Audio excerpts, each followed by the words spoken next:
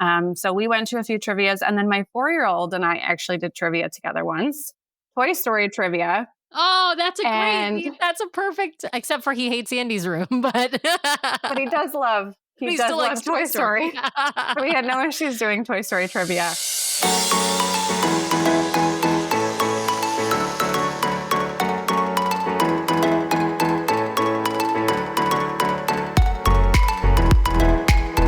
Welcome back, everybody, to this week's episode of the DCL Duo podcast, brought to you by My Path Unwinding Travel. And Sam, instead of your normal jingle, I think we need to go with "We Are the Champions, my friends, dun, dun, and we'll keep on fighting." That's terrible. I can't hit that note well. All right. Well, this week's listener review, we're going to try and change up the new soundtrack. The new jingle. Yeah, the new jingle. We'll find the perfect one. Or if you're an audio artist out there and you just want to do us a jingle, one. Send it to the DCL Duo. All right, here we go. This week's review comes from, it's a good one, Sam, Tinfoil Mouse Ears. Oh, CT. Our friend CT writes, a Michelin star podcast if there ever was one. Wow. I've been looking forward to this review. I've been seeing it kind of inch closer. So here we go. This podcast is like Palo. First, there's Brian and Sam. Their wonderful dynamic of love for travel and cruising experience is like a good antipasto of parm, prosciutto, and delightful breadsticks. That's followed by the appetizer. Whether you enjoy a good calamari or caprese, you'll see that Brian and Sam's talent for lining up great guests and planning meaningful topics is second to none. But then there's the main course. The DCL Duo has such a flair for making guests feel welcome and asking great questions on top planning episodes. They help you design every trip like the perfect osobuco. Then there's Sam's rapid fire. The arbitrary questions, arbitrary rules, and dash of judgment goes together like a souffle at the end of every episode. If you are planning a big trip for someone special or a large family, the DCL Duo has the right 4 courses for you every week leading up to your trip. Oh my God. CT, I love that. You just took the prize, my friend. Best review ever. I love everything about that review. I mean, my rapid fire got compared to a Palo souffle. Like, there's no better compliment from CT, especially. But without the creme anglaise because you don't like it. So there you go. No, this is actually, so this, I know when he's comparing it, he's choosing the chocolate souffle with the creme anglaise, whereas I would choose the amaretto souffle without the creme anglaise. And that's okay.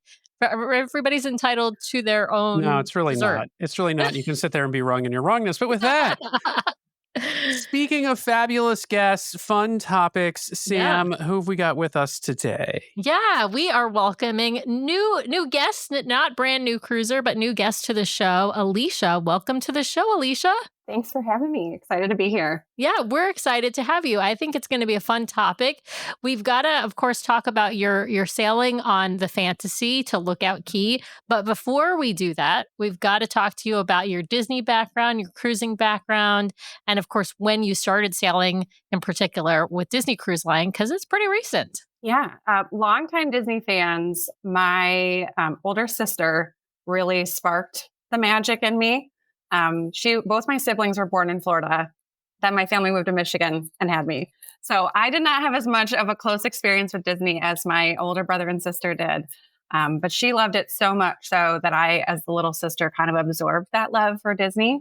And she did the college program. So I got to go visit her when she was in the college program. Oh, so fun. Yeah, but didn't have, we only went one time growing up. It was such a long journey coming from Michigan, but just really absorbed it through her.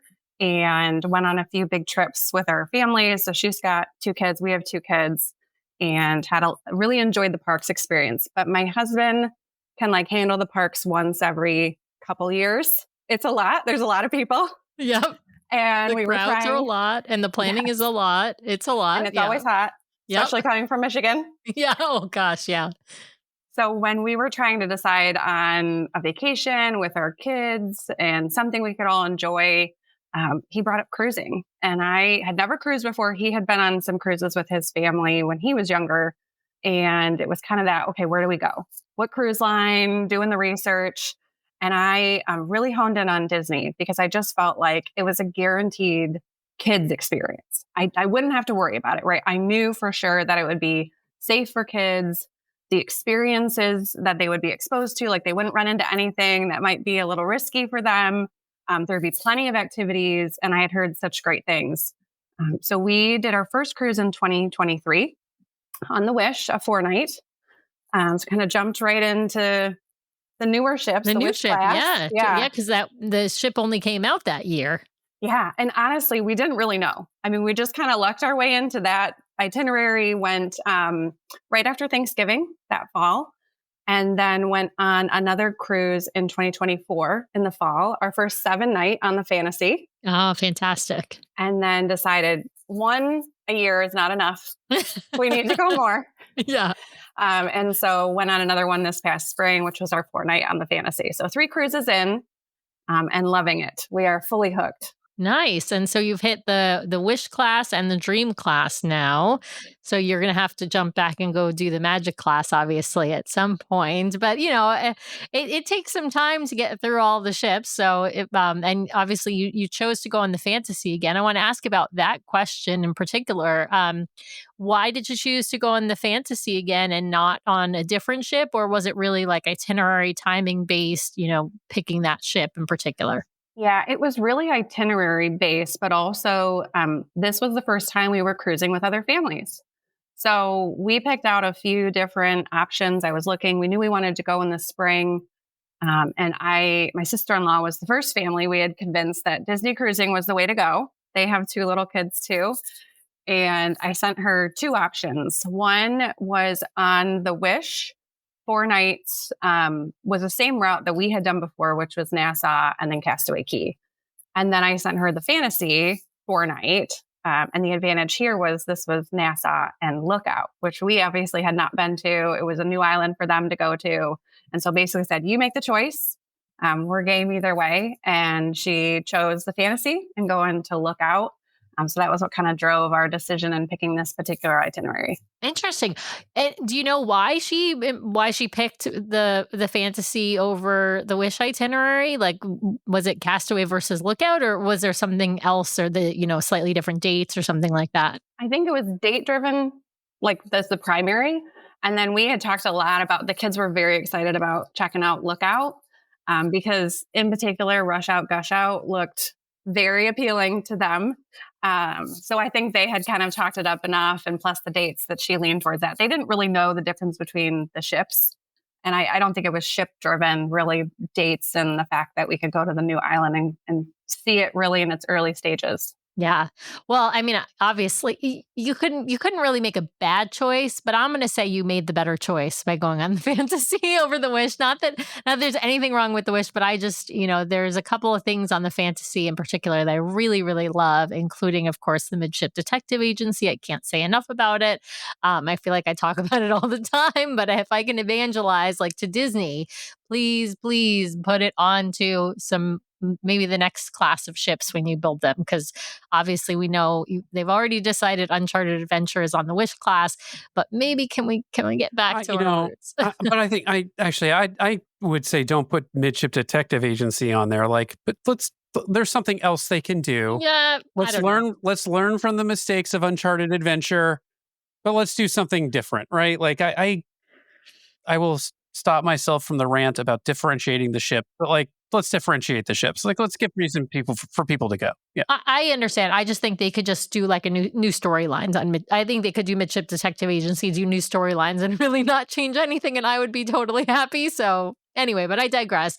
Let's jump into talking about planning your cruise, Alicia. You convinced some first-time cruisers to go with you. You guys were planning as silver cruisers because this was your 3rd time sailing. How did the booking go for onboard booking in advance of your cruise? Were there things that you were trying to get in particular? Obviously, you're going to Lookout and Nassau, so you might not be even trying to book excursions, or if you are, you have a lot of choice at Nassau, of course. But were there things you were looking to book either on the ship or excursions, in advance of your cruise? Yeah. So we didn't do any excursions this time. For us, we had been in Nassau before. A lot of the excursions that we might be interested in doing, our youngest is 4, and a lot of them are like a 5+.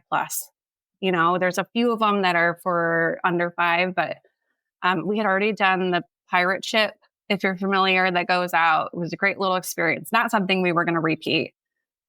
So we didn't book any excursions for Nassau, and the families that we were going with kind of took our cue and we're like, well, if you're, thinking no, then we'll go with it.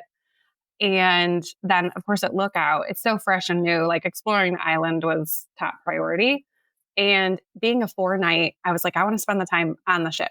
We had been on the Fantasy before, so I kind of was familiar, but now really got to like get into everything and explore the ship further. And do whatever you missed the first time, right? I mean, that's one of the beauties of going back on a ship. And I say this even on a 7-night cruise, you can't do everything. And so there's going to be things that you're like, oh, I wish I had done X, Y, and Z. And on that first cruise, but if you do it the same ship again or the same class of ship, you probably have that opportunity to do whatever you missed, which is really nice. So my big booking, I still did it at midnight because we love to do some of the classes. So for me, it was like, which class am I doing on what day? How do we get, seats in it? And we obviously were able to book before the others. So I basically said, here's what we booked. I hope you can get in, but I'm going with or without you. Yeah. I mean, I think that's a good strategy. Like, if you are sailing with folks who are different Castaway Club status than you, whether they're first time cruisers or you happen to be platinum and they're silver or whatever, like, book what you can book and tell your friends who are lower Castaway Club status than you what you've booked, and then they know what to at least aim for. But if they can't, I mean, sometimes you can do some switching around in the months leading up to the cruise because people do tend to drop things, and so they can kind of pick up things.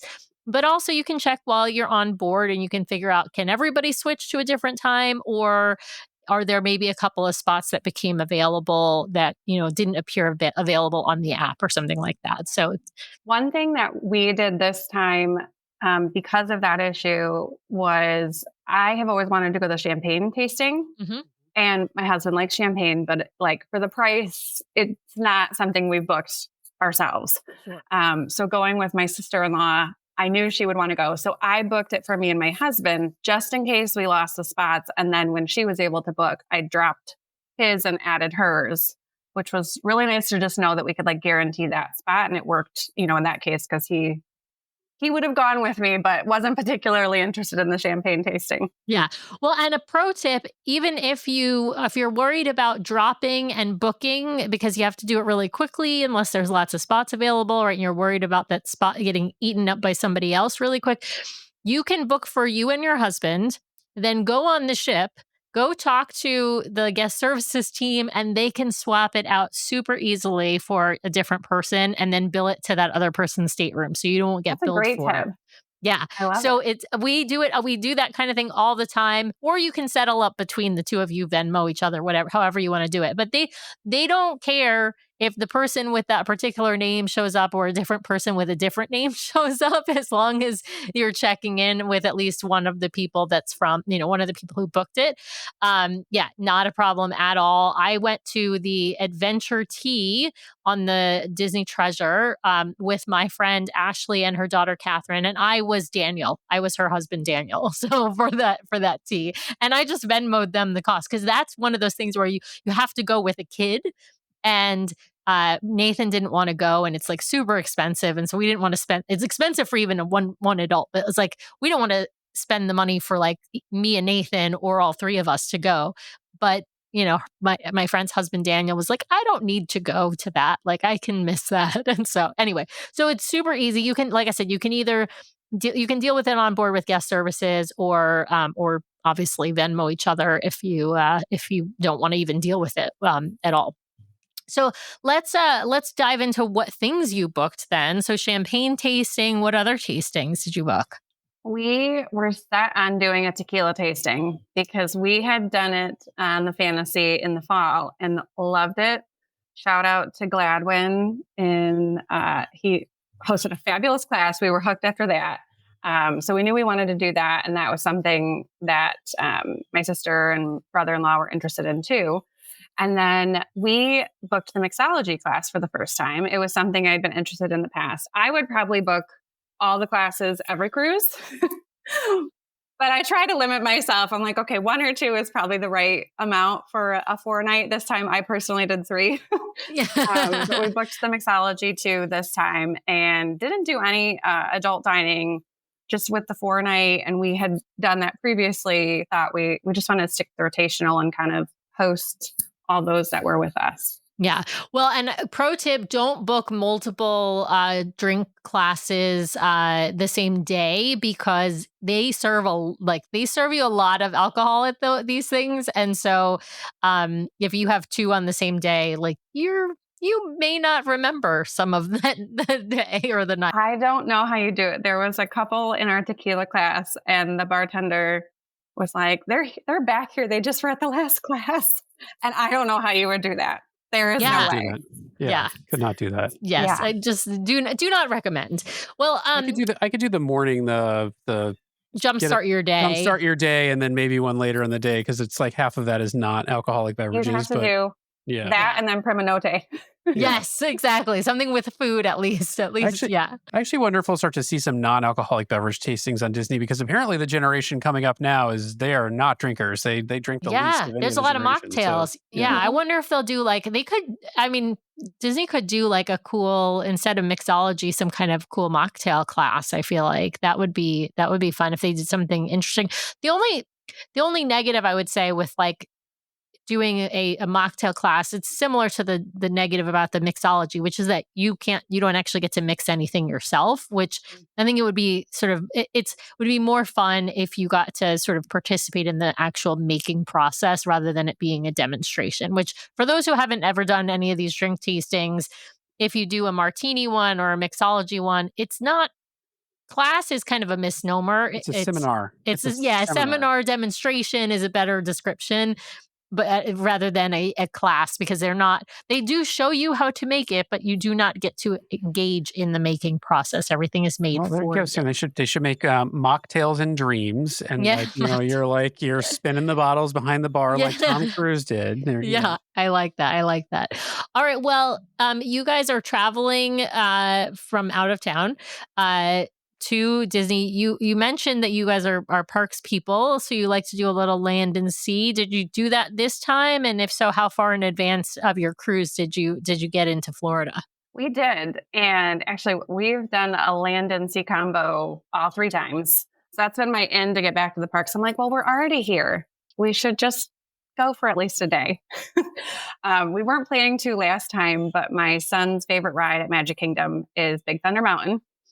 And it was about to close for refurbishment. And so it was like, well, we got to go. We're not going to be able to go on it for another year. So we threw on Magic Kingdom last time. Yeah. I mean, he's not wrong. You have to So this time we did a little bit of a longer. We came down on Wednesday, late Wednesday night, and did parks Thursday and Friday.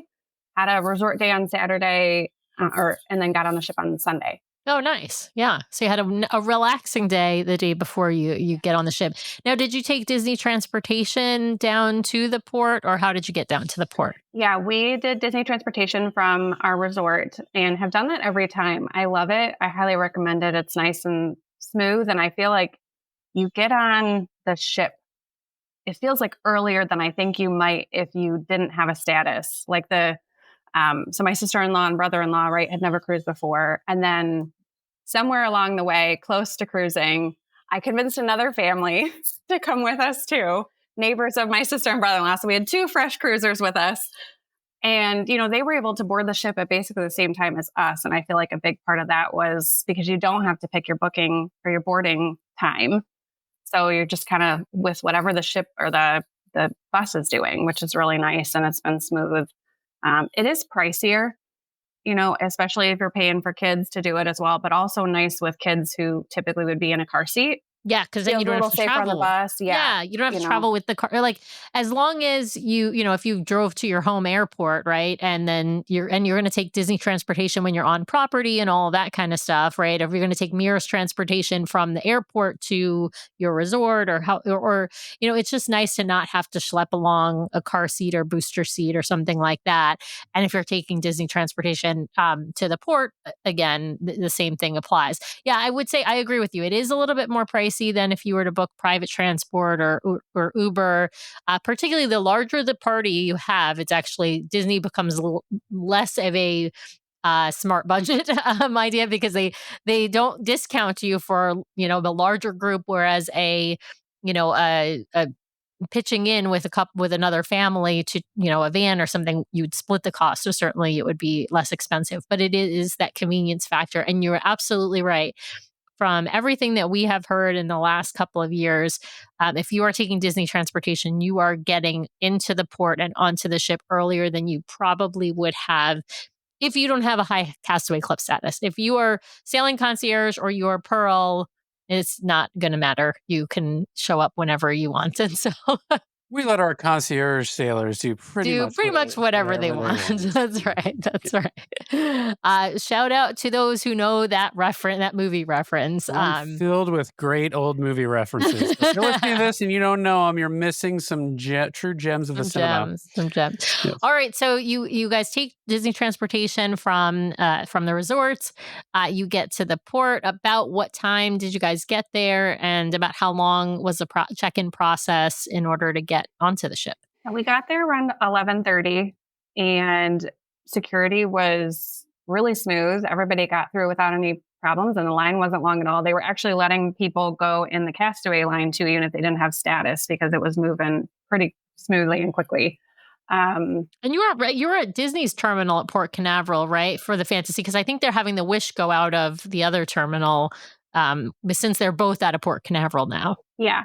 So we were at the main Disney port. And then last time we were there, which was a different experience than the first time, we had to wait a while. So I don't know if the ship came in later or customs took a while, but we actually had to wait before we got on this time, which was similar to the first cruise we did. Went up the escalators, and it was like our boarding group was up next. So we were able to get right on the ship, which was great. So probably from the time we got there until we were on, maybe 30 minutes at the most. And mainly because a couple kids needed potty breaks along the way and wanted to take some pictures. Yeah. Well, and that ladies' bathroom in the port, in the terminal, gets a long line for those who've not been to Port Canaveral. The men's bathroom, of course, is always going, very fast, but the women's line is always longer. So, yeah. Well, how did it go crossing or walking into the Disney Fantasy? I know you had already been there, but your friends and your sister-in-law's family, they had not been. And so did they know what to expect? Did you tell them what to expect? Were you ready with your phone to video their entrances? Like, I got to know, how did this all go and what did they think of it? Yeah. So we had to have a brunch a few weeks before to debrief on all things. So they were ready. They needed to know kind of what was the experience, what was going to happen. It's a lot of information. We kind of rolled with it the first time. I did some digging, but just kind of went with it. I knew Disney and I knew it would be magical.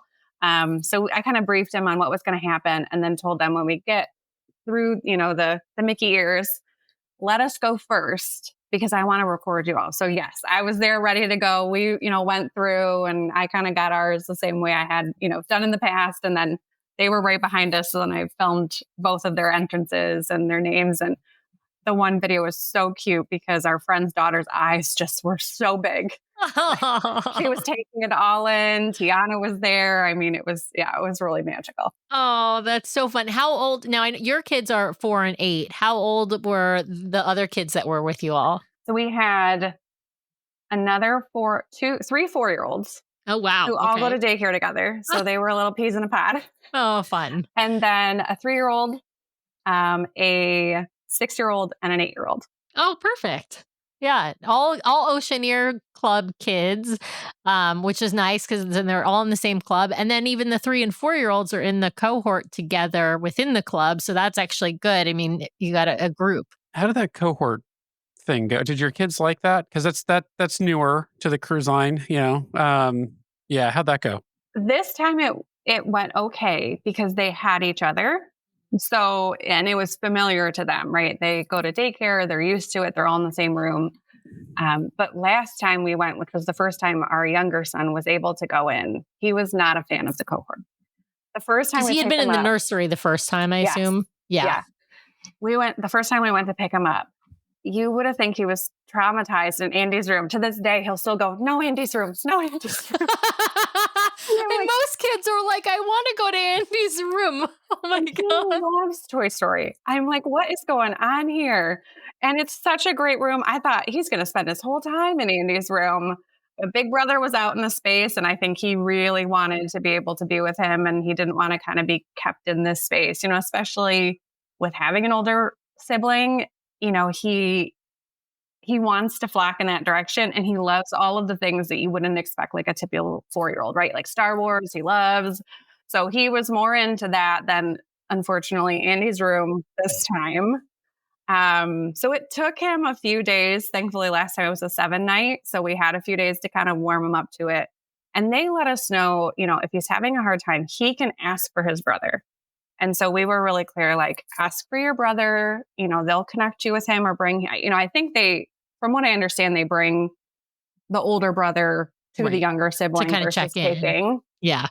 But it was a bit unclear the first time whether younger brother could go hang out with older brother, because that was kind of the way they made it sound. But I don't think that is the case from what I've heard. This time it went a lot better, and he was kind of the, experienced one of he's the pro. The little cohort, right, he's like, oh, I know what I'm doing in here. He's the one who's been there before. The other 2 4-year-olds and the 3-year-old are all brand new to this. Yeah. Yes. So all the 4-year-olds loved it. They seemed to do a good job. The youngest, the 3-year-old, was not quite. He's in a, his mom cling phase. And so it was kind of like a little much. He didn't go as much or love it as much, but the cohort went a lot better having friends there. I don't know how it'll go in the future again, because we'll have, basically at least another half year. And I don't know if they keep them in there at 5 or if at 5 they're allowed to wander. I think it's at 5 they are allowed to wander. Are you thinking it's opposite? I think when they say 3 to 5, they mean 3 through the age of 5. Yeah. Oh, I thought, okay. I thought it was the 3 and 4-year-olds. So we're going to have one more year. Yeah, we're gonna check up on that. I'm gonna ask one of my sources if they can verify for us, because I'm not sure. And it's only a semi-recent change, obviously, and so it's only since they changed the cutoff even now to 10 instead of it used to be 12, and then made this cohort of the younger kids. So yeah, I think it's a mixed bag. I think it's a safety issue, I think, is what their concern is making sure that the little kids are not being bullied or hurt by the bigger kids. And so I understand that, but it's also like tough because there are younger kids who either like the big kid toys or have a big brother or sister in the other group and really want to, spend that time together and really don't feel comfortable being by themselves in the younger cohort. So yeah, bit of a double-edged sword there. I'd love to know what are your embarkation day traditions at this point? I know this is your third cruise, and did you introduce your friends to those traditions, if any? But like, for example, what do you do when you come onto the ship? Are you running to cabanas, or I'm running to sit down lunch, or I'm running to explore or to register the kids in the kids club? Obviously, there's a bunch of different things that one can do when they board a Disney ship. Our first activity is always go to the kids club. Get everything set up and signed in. And then, especially the first 2 times, it was brand new. So it was nice to have that open house time to be able to explore it with the boys, see what's going on in there, kind of get them excited. And especially with the younger one, know the little cues we need to give them later when we're like, okay, let's go. You can go play with this, right? So that's kind of always our tradition, just to get that out of the way. And especially the first time we went on the cruise, we were doing nursery, and there's a lot more setup with that. So it was like, yes, tons of paperwork to fill out for the nursery. There is registration to do at the kids club, but unless there's a long line, it doesn't take very long. But at the nursery, from what I understand, not just when you go the first time, but every time there's actually kind of a bit of a check-in process that's certainly more involved than the older kids. Yeah.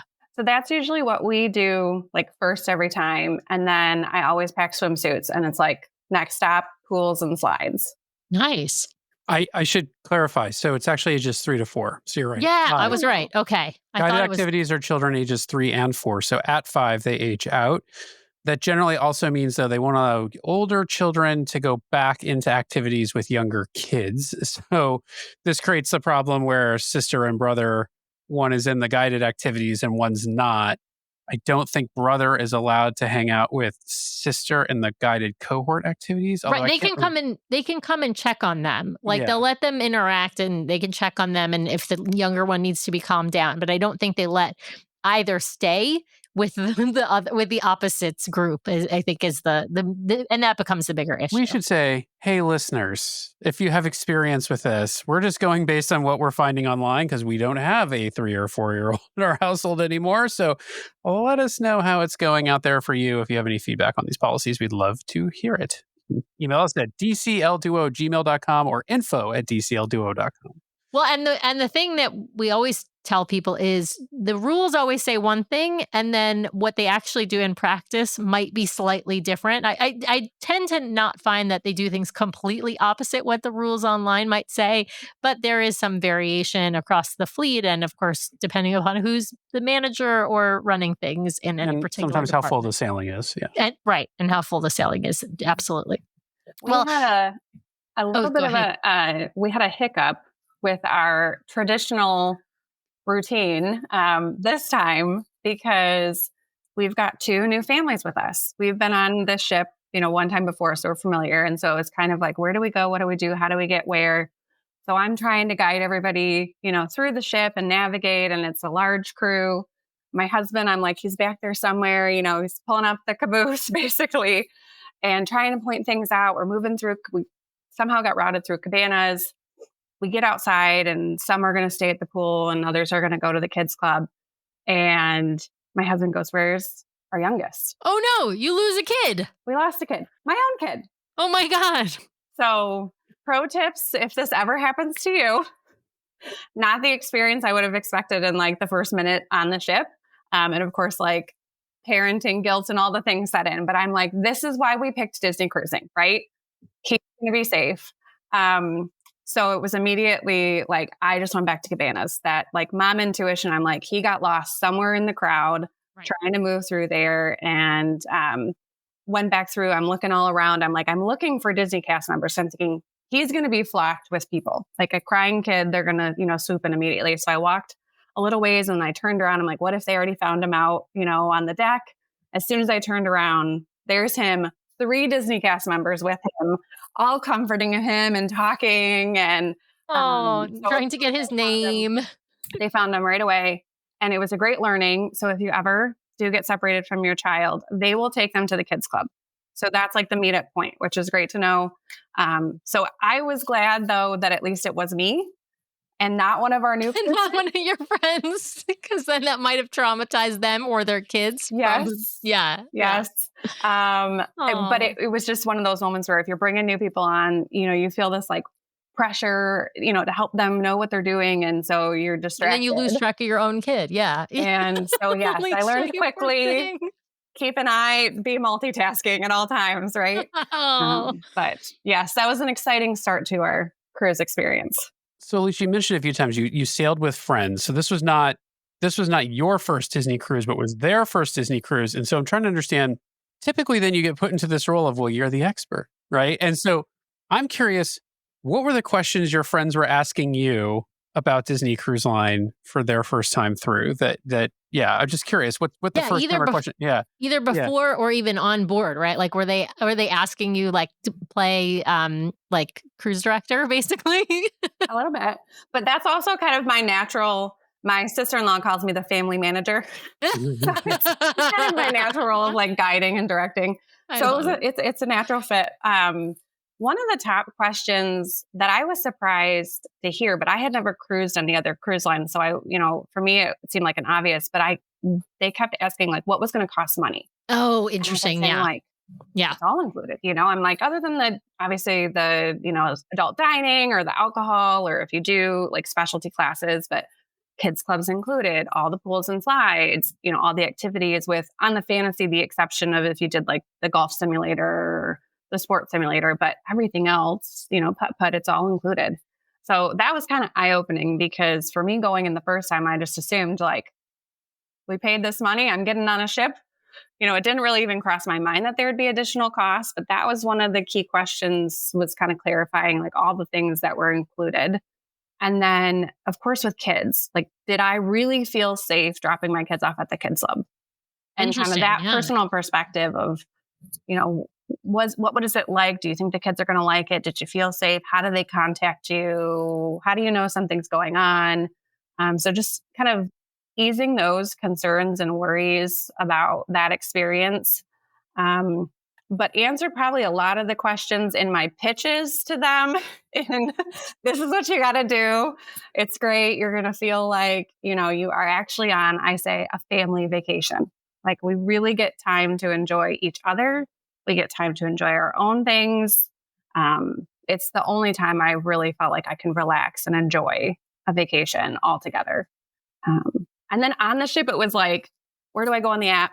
What's going on? Are you going to this? And then how do you use what's their number to get into the communication chat? So trying to guide them as much as possible. But thankfully, you can really just spend time wandering around and enjoy the deck and not even do any activities if you're just in to relax. So it can kind of be a choose your own adventure. And that's nice when you're traveling with our families too. Like not everybody has to do the same thing on the same schedule. Yes, absolutely. We like to say that as well when we travel with others. Like there is no obligation that we do everything together, even excursions at ports and going to trivias or other activities. Like just because I want to do something doesn't mean somebody else has to come with me. Like I'm perfectly fine and happy to do something solo, like going to all the shows by myself. If nobody else wants to go to the shows, I'm still going to go, and I don't care that nobody's with me. Like I'm going to enjoy myself either way. But we all sort of come together for dinner, and we might come together for a before dinner drink or an after dinner drink, but we're all going to be together for dinner. I think is sort of the universal. I want to put out there for those who are wondering the same questions that Alicia's friends were wondering. The answer is yes. The kids club is very safe. You check your kids in and out if they're too young to check themselves in and out. You get messages through the app if your child needs you or wants you to come pick them up. They will message you. That doesn't mean you need to be there in like 2.5 seconds or anything like that. They generally speaking, your child should be able to communicate and toilet themselves, but there are even exceptions to those for disabilities and whatnot. There is some wiggle room with those kinds of things. It just may be that you have to come and check on your child a lot more often than somebody who can, for example, toilet themselves. So talk to the cast members if you have those kinds of issues to deal with. The one strict thing about all the kids clubs is the age limits, meaning you cannot age down. So if your child is above the age of 10, they will not be allowed in the Oceaneers Club or lab. If your kid is above 14, they will not be allowed in Edge. And if your kid is over 18 or older, they will not be allowed in Vibe. So there are strict upper limits, and that is obviously for safety reasons. But yeah, I think all of those things are valid questions and concerns. The one thing I will say is like the kids clubs are awesome and great. They can be a little chaotic. So if you have a kid who's a little bit more shy or easily overwhelmed, they might not do as well in the kids club. So you just, you can't expect that your kid is going to spend all day, every day there. Particularly the younger kids are going to have a harder time with that, unless your kid is like the extroverted social kid who just loves, that kind of experience. But not every kid is going to fit that mold. Our kiddo was not like that. He now spends all day he would spend all night in Edge if we let him. But when he was younger, like when we first started cruising, he was not really into the kids club. It took a few years before he got to the point where he was sort of having a good time in the kids club and wanted to stay and all of that. But I think you had mentioned in the show notes that you sent us in advance, that your older child did get check-in, check-out privileges for the first time. Tell us about that and how that went. Yeah, it was a big conversation on our last cruise because it was the first time they had asked, if you sign this, he can have check-in, check-out privileges. And I think he had probably made some friends who were slightly older who had those check-in, check-out privileges. He falls into the category of I would stay in the kids club 24/7 if you would let me. He loves it, loves everything about it. He certainly does come out and he does activities, but yeah, he loves being in there. But he's the kind of kid that thrives on responsibility. Like that really brings out the best in him. And so we talked about it. And because we were going back on the same ship and our room was basically across the hall from where it was last time, Oh, nice. So he would know exactly kind of where it was. Yeah. we talked about it and said, okay, we've signed you up this time. But the very first night, what we did is he wanted to get up from dinner, right? He had finished dinner and he's like, oh, I can go check myself in. So my husband basically trailed him. It was like, show me that you know where it is. I won't say anything. I'm not going to give you any hints, but show me that you know where it is. And then what we learned after this evening is we thought that it would still alert us when he left, like once and it doesn't automatically. But if, as long as it's not busy, if you have your child tell them, can you send my mom and dad a message? It would alert us. And so every time after that, he would just let them know. And then we would get a notification in the app. And our kind of protocol was go back to the room. And then he had an iPad in there because he doesn't have a phone yet. And I was really worried, like, how are we going to communicate? I listened to several podcasts of yours trying to figure out what have other people done. And we were able to get the Disney Navigator app on his iPad. And so then it was get in the room, send me a message and let me know, like, I just am taking a snack break or, I'm going to chill for a little bit, watch a movie. Or if he wanted to connect, I'll come right to the room when you get there. But he really loved that responsibility. And it worked out really well, other than the first night, because he got back to the room and was hanging out there for a little while before we knew. And he was fine, but it was just kind of like this disconnect of, I thought we'd know. And so then after that, it went really smoothly. Yeah. Well, it's a great tip, though, because I wouldn't have thought to even tell people that. But you're right. There is no automatic. The only notifications that happen are if your child wants to leave and can't check themselves out, right? Then they will message you.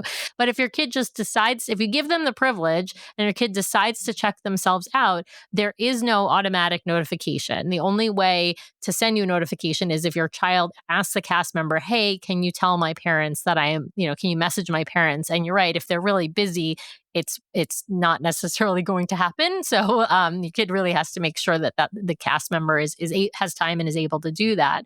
But that's a great tip for folks. If you don't have, if your kid doesn't have a phone or a way to message you, that's a great tip. The other one, though, I think is that iPad is a great option, because even if your kid didn't tell the cast member to message you, when they get back to the room, they themselves can message you from the iPad, from the Navigator app. Or if you've got iMessage on that device through Wi-Fi, you can do that as well. But of course, the iPad then has to have a phone number associated with it. So, well, let's talk about some other highlights. I want to. Well, actually, let's jump on to your private island experience at Lookout Cay, because this was you had been to Castaway Cay before on both of your prior cruises, but this is your first time going to Lookout Cay.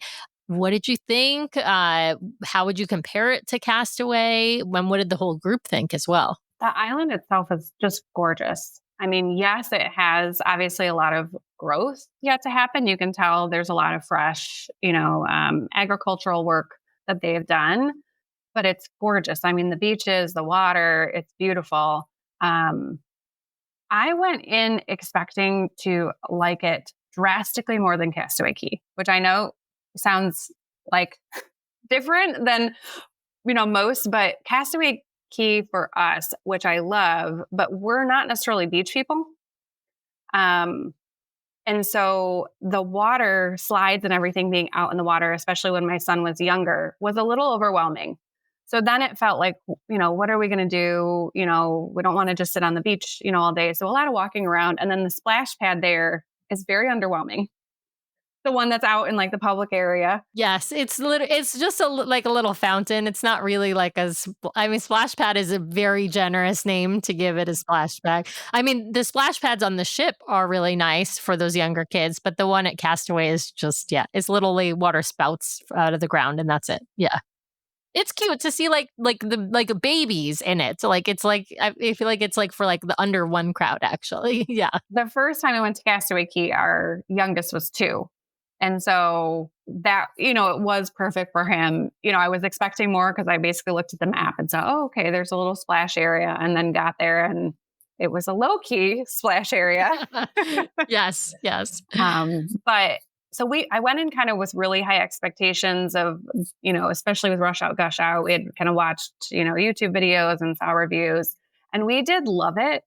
But I think it made me also love Castaway Cay more because I really felt the nostalgia and Disney of Castaway Cay, that Lookout doesn't have, and that's okay. It's got a ton to offer. And we spent like the whole time in Rush Out, Gush Out. My boys absolutely loved it. The beach was real, especially for not being beach people. We still spent time on that beach because it's just gorgeous beach. And the sand is amazing.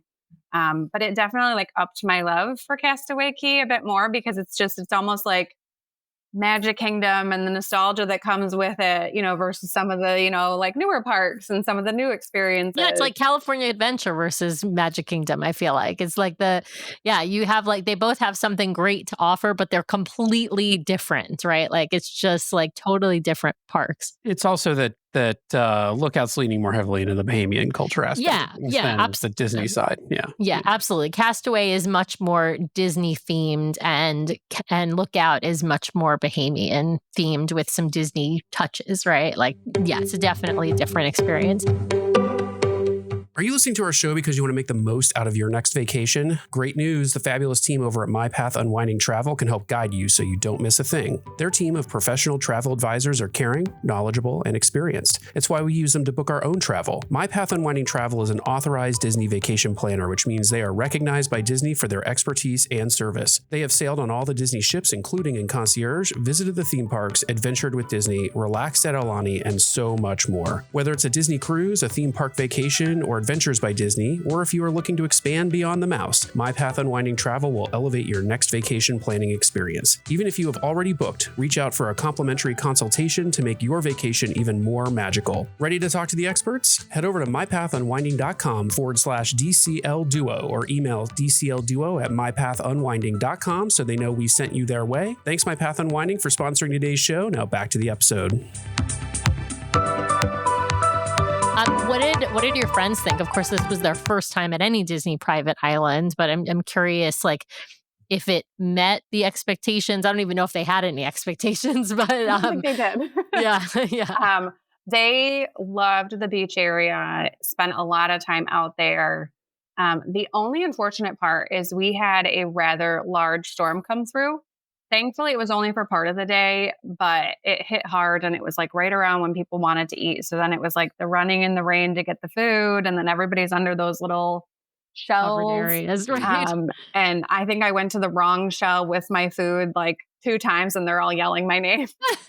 So pay attention to the number of the shell that you're in when you go to get food and try to come back, because they all look the same. They do all when look you're the walking same. back, especially in the rain. Yeah. So that kind of disrupted the day and made the weather a little bit different. And it was hard to tell if it was going to rain again. But I think overall really loved that experience. And I'll be interested to see, like, now that they've done Lookout first, what they think of, Castaway when they see it in the future. They all did placeholders. Oh, they're on board. They're locked in. Yeah, nice. I love that. They'll see it at some point. Yeah, I definitely, I mean, if somebody asked me my advice, like, where do you go, like, on your first cruise versus like your second cruise, like, I would tell, if you can't go to both, right? Of course, because going to both is always the best option. But like, I would probably tell them to go to Castaway first and then go to Lookout second, right? Only because, like, Lookout's all new, right? And Castaway is not new. And that might sort of color your experience, even though both are so, fantastic. And I see lots of value in both of them. Well, let's jump back onto the ship. I would love to hear like some of the favorite things that you guys got up to. Obviously, you really enjoyed the drink tastings because you signed up for a whole bunch of them. But what were some of the other things that you guys got up to on board, either with the kids or without the kids? With the kid, like daytime activity for me, I think I spend most of my time standing next to the yellow slide. Our 4-year-old could just do that all day long. And then they both love that little kind of wading pool that's right behind it. So we spent a lot of time kind of that quadrant of the deck during the day. And I love trivia. Even like outside of the cruise, I love going to trivia. I'm not exceptional at trivia. I just like it. It's just a fun activity. Yeah, you don't have to be a winner to enjoy it. Yeah. And this time what was really fun is, especially with the 8-year-old, he's now really like old enough to participate too, and like big Marvel fan, loves Star Wars. So he and I went and did trivia a few times, did Marvel trivia, and he loved that. And so it was fun to get time just the two of us. And again, a great example. It's hard to experience that on other vacations where you can actually peel off as two of you and go do something, and then the other two can do something, and vice versa. So we went to a few trivias, and then my 4-year-old and I actually did trivia together once, Toy Story trivia. Oh, that's a perfect, except for he hates Andy's room, but But he does love Toy Story. So we had no issues doing Toy Story trivia. And we ended up kind of sitting right near the front, and he made instant friends with the host. I mean, so much so that he had been drawing on the back of our sheet, and the host asked for it and said, I'm going to put this in my like keepsake box that he has from Memories of the Cruise. So I thought that was cute, but Levi yelled one of the answers out. Thankfully, no one heard him. They must have not heard it, because I heard a lot of like, oh man's when he said wrong the answers answer later. Yeah. And Levi was like, it was his tail. So we had to tell him, don't yell the answers out. But we so almost cute. won that one too. We only got 2 wrong. Oh, that's good. And there was one that only got 1 wrong, but we were very close to winning it as a 4-year-old and mom duo. Oh, that's awesome. I mean, I will say, I think all of the trivia on Disney Cruise Line is pretty hard. And so if you even come close to winning and getting like only 1 or 2 wrong, like that is high praise, because there are consistently crazy people on that get every single question right. And I say like on like really hard stuff, when that's why I'm saying they're crazy, because I'm like, I don't know how you know all this like information, because it's like deep cuts, whether it's Toy Story or Marvel or Disney parks or whatever, right? So they've done it before. That's true. That's So the yeah, secret. some of it, They've all I done it always before. think about that. Yeah, there are definitely, but the questions are they are from the same group of questions, but they are still randomly selected. So like, yeah, you get 20 questions of trivia, and you may have seen. All you have to do is look at the color of their lanyard, and I think you'll see a correlation between those in higher Castaway Club tiers walking away with medals than those in lower Castaway Club tiers. That is true. However, you would not be able to know like necessarily every question just because you've heard some of them, because you might have heard some of them before, because we've never been at a trivia where we have every question, we've heard the question before. Like that's just not ever happened. I don't know. That Brain Teasers trivia, I feel like I've heard all of the questions by now. No, I don't think so. No, because remember we got the last time, so we tied, well, the last time we were on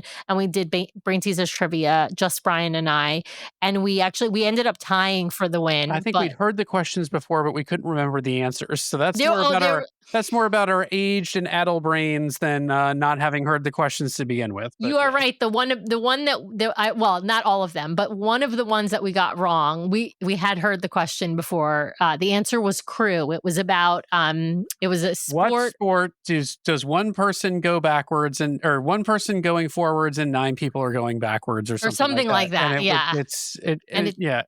One player moves backwards while 9 players move forwards or whatever it is. I don't know, something like that. Our answer is baseball. No, 9 players move backwards. Yeah, whatever. Travel backwards. Whatever. Anyway.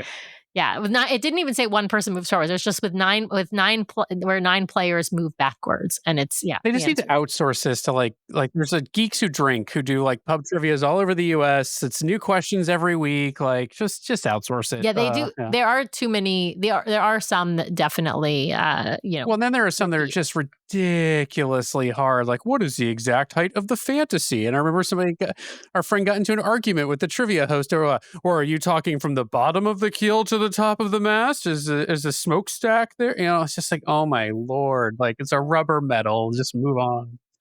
I had to warn my older son because I'm like, we're going into Marvel trivia. There are going to be diehard Marvel fans. Yes. That's the worst. And the questions are going to be tough, right? Because nobody wants to go into a trivia and like everybody gets all the questions right. So they can't make it super easy. Right. But It's I had not to going to be kind like of who are warn the them. members of the Avengers or right. Like it's not going to be. Yeah. It's not going to be something like. They get into the comic book stuff now. Yes. And like, yeah. And like they do head to head. Like it got so competitive. They do like they prune the people out of the audience that are like casual fans, and they get the diehards with their they do that book special collections one in for tow, Marvel. and like they go head to head. They do. They've done that for Star Wars, I think, as well. But the Marvel, they do it every time. I feel like every cruise now they do like the regular Marvel trivias, and then they do that one that's like it's like sudden death elimination trivia. Yeah. Well, what about did you do any events without the kids? We did. So actually trivia again. But highly recommend this. This is the first time I've done it, is the music trivia. We did I went solo actually to the 90s trivia because we were at dinner one night. I had seen it on the schedule. I really wanted to go. And it was like, okay, some are going to get the kids here. They're going to do this. And then we'll all meet up, So I was sitting solo at the bar in the tube doing 90s. It was so much fun because you've got a lot of people who grew up with that music. And so they're playing it, we're doing it, everybody's singing. It was like a big sing along of 90s music. It was so much fun. So the next night was 2000s. And I told all of, my fellow cruisers, I'm like, we got to go back and do the 2000s music together because it was a lot of fun. And then my husband and I did pedicures. Oh, nice. That was very nice. I had convinced him on the last time. I'm like, you got to try it out. He'd never had a pedicure. I'm like, just try it out. You don't. And men's feet are gross. They need to get their feet manicured or pedicured, but you know what I mean? It's just Sam makes me wear 2 pairs of socks a day. Yeah. So he is officially hooked on pedicures now. He's like, every cruise we're doing it. It was fabulous. Yeah. So Brian does manicures and pedicures. Yeah. He doesn't get like, color or anything. He just, I even had them put a Mickey head on my thumb the last time. He did. He did have them put one Mickey head on his here. thumb. Let's do it. Yeah. I'm going to get my nails painted one time, Sam, and then you're going to. Okay. I'm not sure I love that, but okay. It's your body, your choice. So. Aha! That is on the air now. I'm going to finally get that tattoo I wanted that you won't allow me to get. Oh, God. Okay, I take that back. It's not, I have to look at you. So temporary things you are allowed to get, but nothing permanent. We digress. I know we digress. Sam, shows. I feel like we have not really covered shows. So you got to cover shows. Yes, good point. Okay, so you'd been on the Fantasy before. I'm curious if you had seen all 3 of the main stage shows before, and if so, I mean, are you a show person, and did you go back? On the Fantasy last time, we were able to catch Aladdin and Frozen. We missed, Believe on? We missed Believe, but we also had the in-between. It was one of my favorite activities with my younger son. He loves anything with activity. Like it really doesn't matter what it is, but if there's anything going on. And it was also when he was not really feeling the kids club. So I was like, okay, if you're going to hang out with us, you're going to go do what we're doing. And I want to go see the shows. When we went on the Wish, we did not make it to a single show. Looking back, I can't believe it. But I think especially with a 4-night cruise and trying to decide what are we going to do. And we did 2 adult dinings on that cruise. So there was just not really time to fit it in. But had done Aladdin and Frozen. He loved both of the shows. Aladdin was fabulous. Like the genie was really, really good. And so I was planning this time, if he was interested, to go back and see Aladdin. But it was the first night we got on the ship and the kids were all excited about the kids club. And I was going to ride that because he was not into it last time. So I'm like, yeah, go to the kids club. Like go for it. So we missed Aladdin, and then Frozen, we had 2 little girls with us. So they were like, we got to go see Frozen. And Levi was like, I'm okay with the one time. I've got 2 boys and I think we've watched Frozen one time. I can't get all the princess stuff. And I tried. I'm like, you want to watch it? It's funny. So I wasn't sure if he was going to go and he decided not to. So I actually took my older son and we went and saw a movie in the theater when Frozen was on. So no shows this time, but definitely enjoyed them the last time we were on the Fantasy. Yeah. I'm surprised you didn't go on the Wish because I got to tell you, if you go back on the Wish, you got to see Seize the Adventure. It's such a fun. I'm not going to spoil it except to tell you that Goofy is the main character, and it's one of these shows where they kind of string together different musical numbers from different movies and shows. But it's shorter. It's a much shorter show than the others. It's only about 30, well, it's like 30 minutes the actual show, but they do like kind of some intro stuff that takes like 10 minutes. So it's shorter than the others. I think it's great for younger kids. I think that they will actually appreciate that show more than some of the other shows on board. So yeah, got to give a recommendation to see Seize the Adventure. And I think it is something that both boys and girls will love. It is not Princess C like Frozen is. So I'll put that out there. When we saw Frozen, I wanted more from Olaf. Like, especially after seeing the genie, I was like, come on. I know. The whole thing. His one musical number is obviously fantastic, right? When he sings Summer, but you're right. He doesn't get enough stage time. Yeah, absolutely. Well, Alicia, is there anything we haven't talked about that you wanted to be sure to relay about your cruise experience? I don't think so. We've covered the getting lost and the check-in, check-out. Yeah. So a lot of the interesting aspects of our cruise this time. There you go. I was going to make a movie reference there. Kevin. All right, there we go. Last one of the show. All right. Well, Alicia, unfortunately, we have reached that point in the show where Sam's going to ask you some arbitrary questions, apply some arbitrary rules, and probably more than a dash of judgment, or the round we know as rapid fire. So Sam, take it away. I feel like I need like the death march in there from like Star Wars now as the theme song. Get some pre-recorded audio like into this show. Darth Vader. Come on. Yeah, listen, if I was going to give judgment, I would have already given judgment on the fact that she skipped all the shows on this cruise and on the Wish. Okay. So if I was going to give judgment, it would have already happened. Little does Alicia know she's already lost rapid fire. I'm not starting from a good place. I didn't even start it. You know what I'm going to do is start to give people a choice. You can have rapid fire with Sam or rapid fire with me. My questions are much more off the cuff, and I'm far less judgmental. So. Listen, I got to put this out there. Actually, when I do the pre-show chat with our guests, like I did with Alicia, I always ask, I always say, I would like to do a little rapid fire if you're game. So I do give people the choice if they opt out of rapid fire and opt out of my judgment. Is it a real choice? It's a real choice. I would listen. We just spent bilateral disparities in power there. I think. Yeah, you can be on my show if you do rapid fire.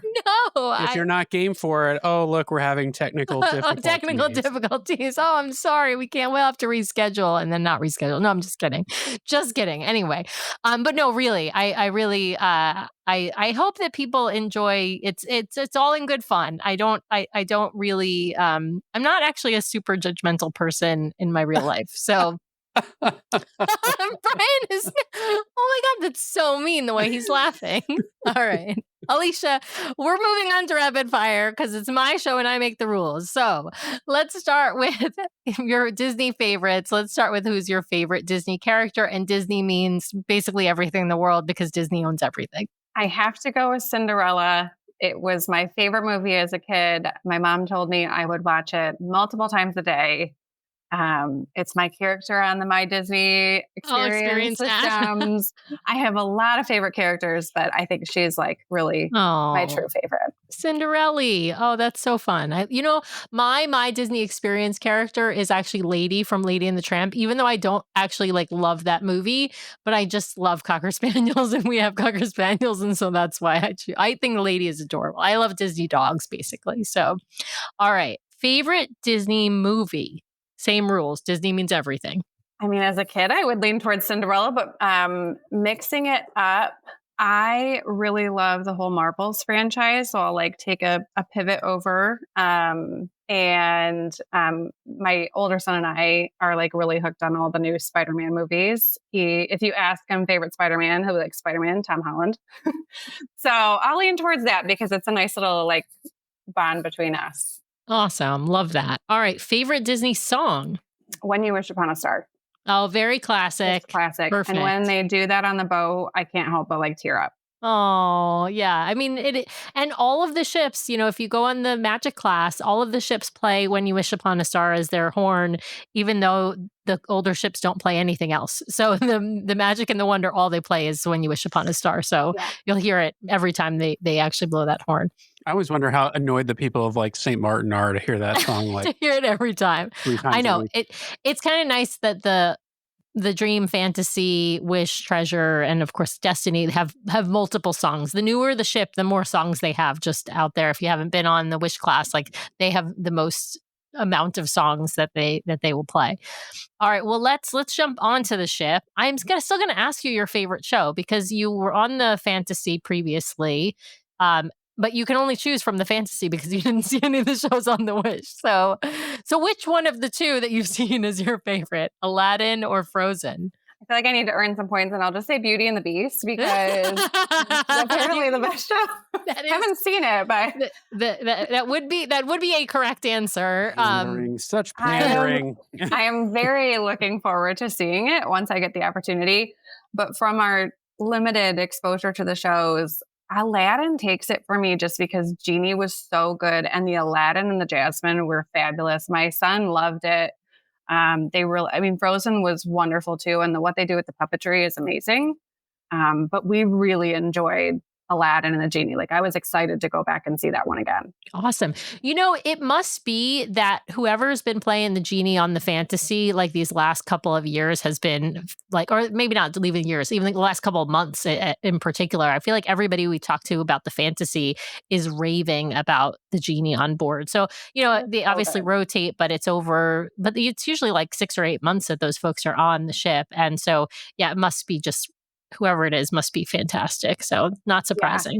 Yeah. He was making little like jokes and tie-ins to like the cruise lines and recent new, yes. like all little things that people would get, and especially the naming of the adventure, the treasure being the adventure. But like he even like tied in some things. He did. Like, I had to know to get it, but like I kind of love that he poked fun at Disney Cruise Line itself. That's actually really clever. It's smart when they do stuff like that. All right, let's talk favorite onboard activity across. Now, this is not just on this particular cruise, but across your 3 cruises. What has been your favorite onboard activity? I would lean towards trivia. We've really loved our classes that we've done, the mixology, the tequila. They just do such a great job with them, and you really get your money's worth, in my opinion. And it's a great way to connect with the bartenders. But trivia has been a fun experience for me to go to, like as an adult, doing some of the, fun music trivias at night, but also with my kids. So I like that it's like a blend over activity. But I'll add on my favorite onboard activity, but it's not a structured activity, is at night after kind of things have settled down, going up to the deck and getting some chicken tenders and fries or pizza and fries and watching whatever's on funnel vision. So it's so quiet and like the waves, and it's just like my favorite place to be. Usually it's with at least my youngest, and then our older one will decide he's ready. So at some point it's all 4 of us up there, like just watching whatever's on. And I love it. It's the best. There's like almost nothing better than that. Watching Funnel Vision with some chicken tenders or pizza. Yeah, pretty much. Yeah. It's like perfect. Yeah. Love that. Okay. Favorite rotational dining? I'm going to have to give it to Animator's Palette. That was really nice. And shout out to the kids' pork chop on night 1, that at least that we've had on night 1, because I'll tell you what, both times my boys have just destroyed the whole thing.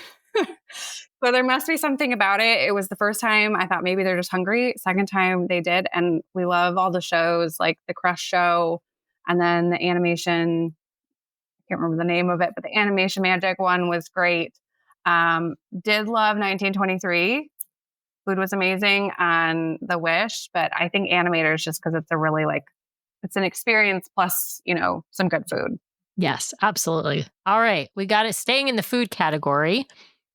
we got to talk favorite food items, a sweet item and then a savory item. So we start with the sweets because savories are my favorite and we save the best for last. It does not matter that dessert usually comes at the end of the meal. So we're going to start with sweet. What was a favorite sweet item? It doesn't have to be on this cruise also. It could be across any of your 3 cruises, but a favorite sweet item on the cruise line. I don't know the name of it, but in both Oceaneer and Remy, at some point they brought out this dish that looks like a wafer thin chocolate. And they explain that it has like salted caramel underneath and you crack it and then you scoop.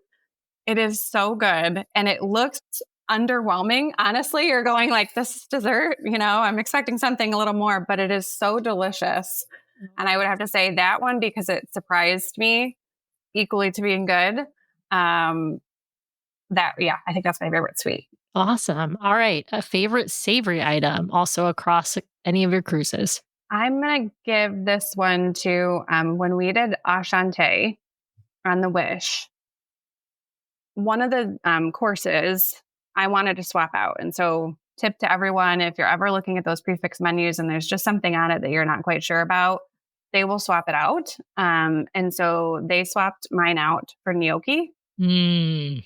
And it was like I was having it for the first time ever. I was like, oh, this is what it's supposed to taste like. It was so good. And so I have had a lot of amazing meals, especially Oceaneer and Remy and Paolo on the ships.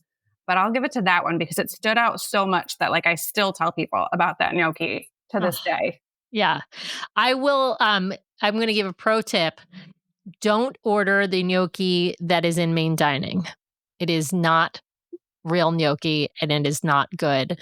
But order gnocchi in Palo also. Like if the one that's in Enchanté and Remy, if you happen to get it as a part of your meal, if it's part of the fixed price meal at the time, is fantastic. But even the one at Palo is also fantastic. So yeah, it's like you've never had gnocchi before. Absolutely. I love that description.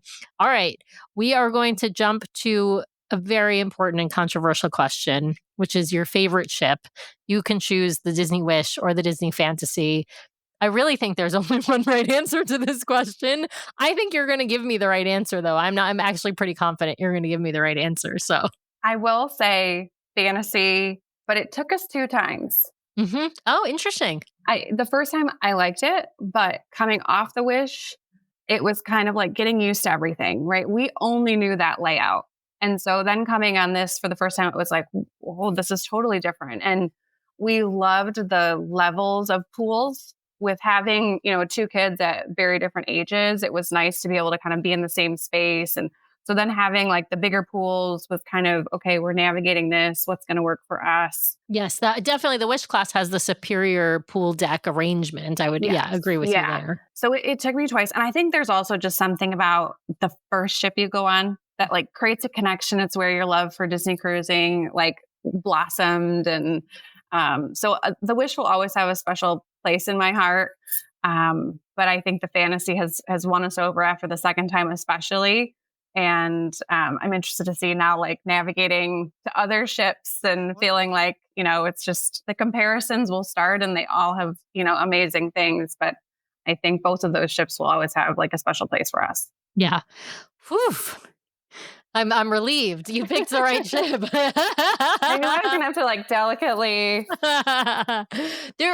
Listen, all of Disney's ships are fantastic and they're to be fair, there isn't a wrong answer. And especially because people do have those connections to like an emotional connection because it was their first cruise or because it was a particular, milestone in their family's life or because they had some really wonderful server who made their interactions on board just really magical, right? So there are different reasons why somebody might have an affinity for a particular ship. But I do think like the Fantasy is such a great choice, and I think that there's some stuff that the Fantasy has to offer that I wish the Wish had to offer. Even though I say the Wish is the best ship to get married on. If you're going to get married on a ship, get married on the Wish, no question. but I would choose the fantasy over the wish myself. Okay, well, my last question of rapid fire is the last question I ask everybody, which is, what is your bucket list cruise? If you could go anywhere in the world on a Disney ship, and it doesn't even have to be someplace that Disney currently sails, where would you go, Alicia? And remember, your choice doesn't have to be like, forget about your kids and your husband. It's just you. I would really love, I think, to do the Panama Canal. Like, it just interests me. It just seems so different, and you get to really see all the sides. And especially listening to some of, your coverage with guests on the Panama Canal, that one I think is on my list of like, when we could get away for a little bit longer, that would be awesome to do. I also would love it if they would like island hop Hawaii. Yes. That would be amazing. Like if I could go there and just kind of go from island to island, but not have to do like a Trans-Pacific or something. Like I wish that we could get one of the ships to do that. So the problem there is, if they island hop Hawaii, they have to be flagged in the U.S. and follow U.S. employment and labor laws. And so there's only one ship that has ever done that. I forget the name of it now, but it's there is one ship that island hops Hawaii, but they can't It's be the flagged up with the rest. Passenger Services Vessel Act or something like that. That is the act that makes them have to go hit a foreign port. They have to hit a foreign port if they're foreign flagged. If they're U.S. Right. flagged, they don't have Correct. to hit a No, that's foreign what I'm saying. port. It's the PVSA that applies. People always call it the Jones Act. It's not actually the Jones Act. The Jones Act is about commercial vessels, but it's has a similar law. But basically, the PVSA is an American law that says if you're flagged outside of the United States, meaning you are going to not obey U.S. labor laws and all that kind of stuff, then you have to you can't do a closed loop cruise that is just US to US. So you have to stop in a different country, which is why those cruises leave out of Vancouver and then go to Hawaii or go from Hawaii to Sydney, Australia. So yeah, unfortunately, it's not going to happen for Disney Cruise Line, but there are some cruises that hit the Hawaiian Islands. But that's, great. I mean, listen, these are great itinerary ideas. I highly recommend a Panama Canal cruise. We Brian and I did one on Celebrity years ago with his folks. We loved it. It's like a ton of days at sea. It's a fantastic, relaxing itinerary. The problem with the ones on Disney is just one, they don't do it every year, as we know. We believe, obviously, they're bringing it back because we know the magic is going to be on the West Coast and the wonder is going to be on the West Coast. But the other problem is just the timing with school. It's not convenient for those of us who have kids who are enrolled in school and not homeschooled. So, yeah, but absolutely great choices. Alicia, you passed with flying colors. And so that means you're welcome back to the show anytime. Your name will be etched on the wall of winners here at DCL Duo World headquarters. All right. Well, Alicia, did you get an onboard placeholder? Yes, we do every time. All right. And are you eyeing anything on Disney Cruise Line? So we actually are going on another cruise 1 month from today. Oh, amazing. And we are going just the two of us. So this is our first adults only cruise. I'm so excited. Oh my God. I'm so excited for you. It's a very short cruise. We just can't really get too many nights away from the boys. Shout out to my sister. Thank you for taking care of my children in advance. Yay, Alicia's sister. You're awesome. Yeah. But it's our 10-year wedding anniversary. And we were like, we got to do something. Found a great last minute deal. So we're doing for the first time the guaranteed. So booked GTY. So it's really weird getting our information in the mail and we still don't know what our stateroom is. And we keep wondering what it's going to be. And so we have that one booked. Which ship? And the Wish. Okay, so are you doing 3-night on the Wish? Yes, yeah, and that was mainly because the timing was right on our anniversary, and it was over a weekend, which was perfect for the kids. And then we also have the Destiny booked. Yay! In December. The boys are so excited. My youngest one asks every day, "Is the superhero ship ready?" It will be ready. Don't worry, Levi. It will be ready. It's coming. We have that one booked. I think we're trying to get to the next status as quickly as possible. We went from 0 to 60 once a year, and now we're how many can we do? We're 3 times this year. And then we're planning to get a placeholder on the one that we're going on in a month, and we want to book a Marvel Day at Sea in February. because it falls right over our, like midwinter break. So we kind of have that one, and then eyeing a few others that are in the future. But yeah, we are locked in and trying to get as many as we can while we're not being pulled by all the activities quite yet. Absolutely. That's So the you're way to saying you'll be back, and I like that answer, both for this show and on Disney Cruise Line. I love that answer. So, well, Alicia, thank you for spending some time with us, sharing your cruise experience with our audience out there. We would love to welcome you back. I'd actually love to hear about your first experience adults only cruising. That's I was thinking the same thing, Brian. Yeah, maybe we can line you up for a live episode here. Yeah. So I'd love to hear about that. But yeah, Alicia, thank you so much for spending some time with us and our audience and for sharing your cruise experience with everyone out there. We just really, really appreciate it. Thanks for having me, and thanks for what you do. I love listening to it. Well, thanks to everyone out there for listening this week. We really, really appreciate it. Be sure to subscribe to the podcast so you can keep getting great content from us every week. In fact, twice a week we publish shows. So be sure to hit the subscribe button to get all of those great episodes. And if you want to watch us live, we have a live show now every week, Monday nights, 5:30 p.m. Pacific, 8:30 p.m. Eastern over on youtube.com/DCLDuo. So be sure to head over and check that out. If you want to help support the show, be sure to hit those 5 stars on Apple Podcasts. And if you leave us a written review, a 5-star written review, we will read it at the top of one of our main episodes. So please head over there and hit those 5 stars. Of course, you can also help support the show by supporting our fabulous show sponsor, My Path Unwinding Travel. If you want to book your next Disney vacation, head over to mypathunwinding.com/DCLDuo or email them at DCLDuo@mypathunwinding.com so they know we sent you their way. If you've got questions or you'd like to connect with us, the best way to do that is to head over to DCLDuo.com. It's got links to all of our things, full catalog of the podcast episodes, including a searchable catalog for the podcast, links off to our vlog, a link to our Etsy store where we sell some fun fan-inspired magnets, link to our Patreon if you'd like to help directly support the show each and every month. Just head over to the website or patreon.com/DCLDuo. Also has a way for you to sign up for our Substack newsletter that we're hoping to start really pumping out monthly here at least, and a few blog articles that we've written. So DCLDuo.com is the best way to connect with us. You can also, of course, email us at info@DCLDuo.com or reach out to us on our voicemail line at 402-413-5590. That's 402-413-5590. The DCL Duo podcast is not affiliated with Disney Cruise Line, the Disney Company, or the Disney family of theme parks. The views expressed on the show are solely those of the individuals on the podcast and in no way reflect the views of the Disney Company or Disney Cruise Line. If you have questions about a Disney cruise or a Disney vacation, please contact the great folks over at My Path Unwinding Travel or Disney directly or your own travel agent. Thanks again for listening, and we'll see you next time for another fabulous adventure with the DCL Duo. Good night.